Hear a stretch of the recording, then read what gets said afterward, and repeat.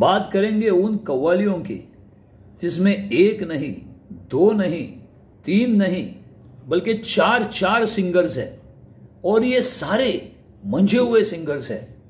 लेकिन गौर करने वाली बात यह है कि इन चार सिंगर्स में एक वो सिंगर है जिसने इस कव्वाली का अंदाज बदल दिया और सिर्फ उनकी आवाज इन कव्वालियों में आपके कानों में गूंजती रहेगी और उस सिंगर का नाम है Mohammed Rafi. Hi guys, welcome to half ticket music. Your host Milind Abke welcomes you.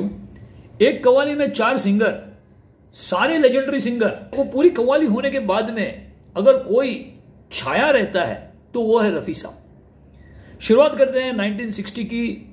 मेरे विचार में हिंदी फिल्म संगीत की सबसे बेस्ट कव्वाली, आप समझ गए, बरसात की रात। रोशन साहब का म्यूजिक साहिर साहब ने लिखी हुई है।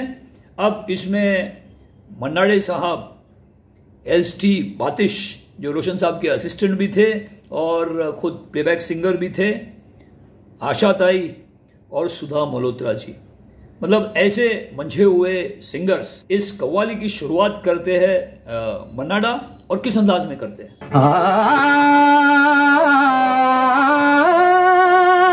ना तो कारवां की तलाश है, ना तो हम सफर की तलाश है। उसके बाद में एक आलाप आ जाता है, वो कमाल का आलाप, और वो आलाप है आशा ताई का।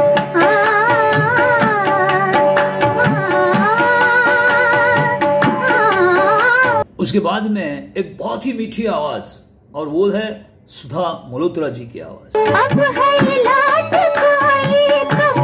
और मन्नाडा साहब के साथ में एस.डी. बातिश साहब जो कि बहुत ही ट्रेंड सिंगर है, वो गाते हैं। अपना तो हम सफर की तलाश। तो ये जुगलबंदी चलती रहती है।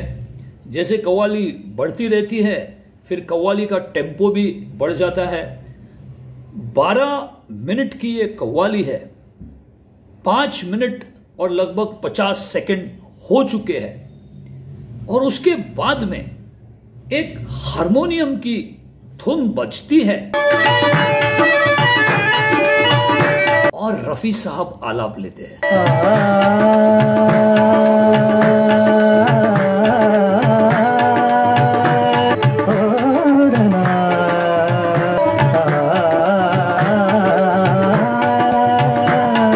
और उसके बाद में मानो जादू सा छा जाता है कि एक तरफ वो राधा कृष्ण मीरा के बारे में बात करते हैं। जब जब कृष्ण की बंसी बजी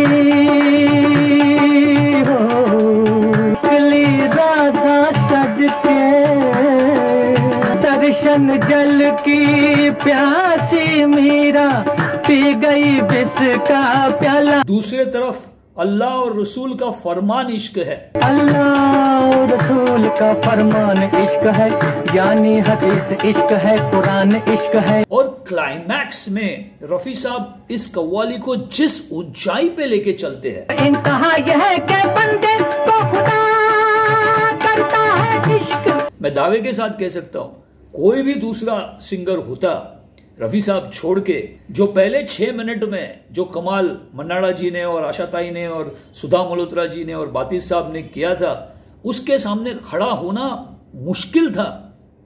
लेकिन वो बीच में आके सिर्फ रफी साहब ही है जो ये कमाल कर सकते हैं कि पिछले 6 मिनट भुला दिए और वो छा गए कव्वाली पे।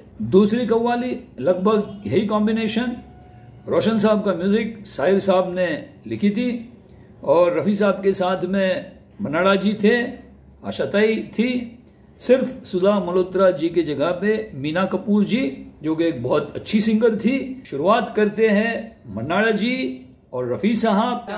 देखा बदन सोने की नजर, उस पर ये नजाकत का कही। जब एक ऐसा मौका आता है जहां पे उस गाने का पंच देना है, तो वहां पे आलाप भी रफी साहब लेते हैं और अंतरा भी देखिए किस अंदाज में गाते हैं। इस वक्त हमारी नजरों में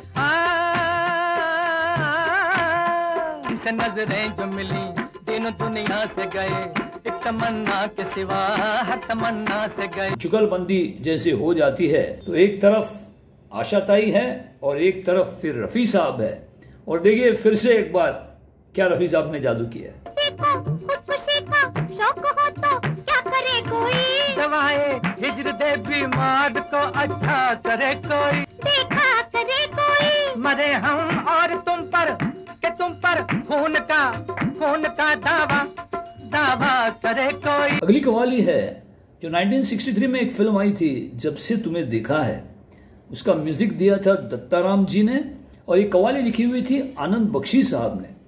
अब इस कवाली में आप सिंगर्स देखिए, मन्नाडा जी है रफी साहब के साथ में और female playback singing Asha Bhosle और लता मंगेशकर। तो इस कवाली में एक मजे की बात यह है, जैसे एक आजकल के आइटम सॉन्ग होते हैं और जो स्टार्स होते हैं वो उसमें अपीयर करते हैं, वैसे ही इस फिल्म में दो बड़े स्टार्स थे।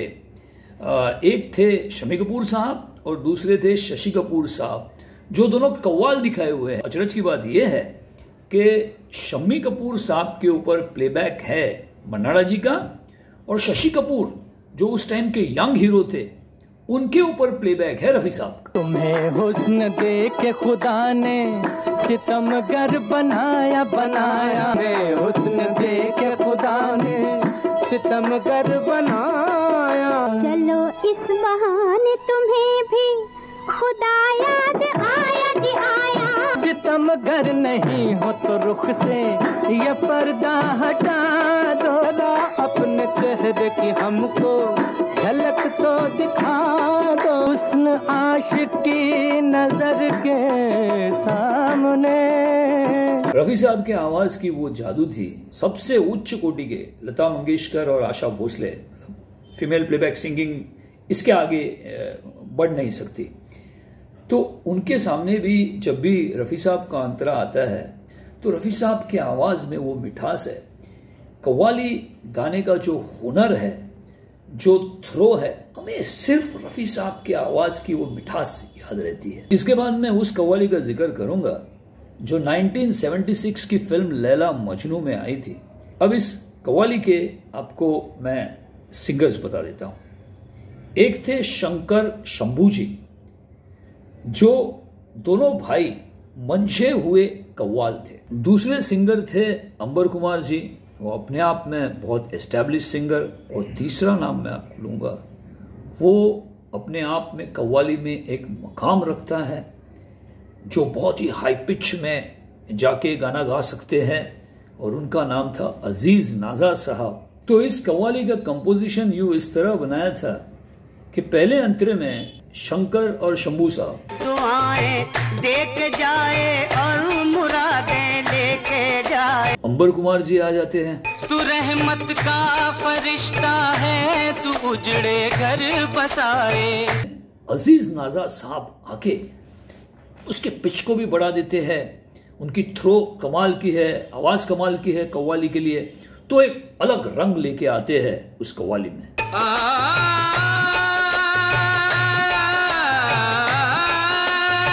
ये चार जाने हुए सिंगर्स, माने हुए सिंगर्स पहला अंतरा गाते हैं और एक टेम्पो बना देते हैं उस गाने का। तू हर गम की दवा है, तभी तो सब कहते हैं। और फिर दूसरे अंतरे में रफी साहब आते हैं। हो के मायूस तेरे दर से सवाली न गया। और रफी साहब आके वो दूसरा अंतरा गाते हैं।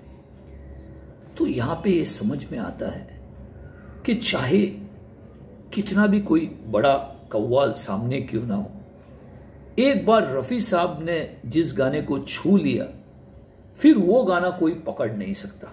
जमाले यार देखा है, जमाले यार देखा, किसी का नाज़नी जलवा सरे दरबार देखा।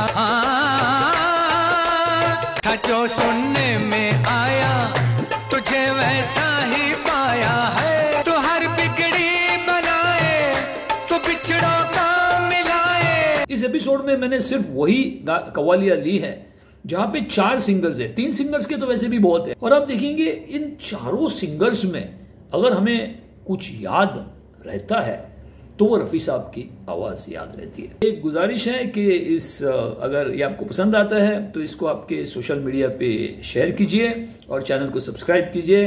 And once again your host Milind आपके साइनिंग ऑफ।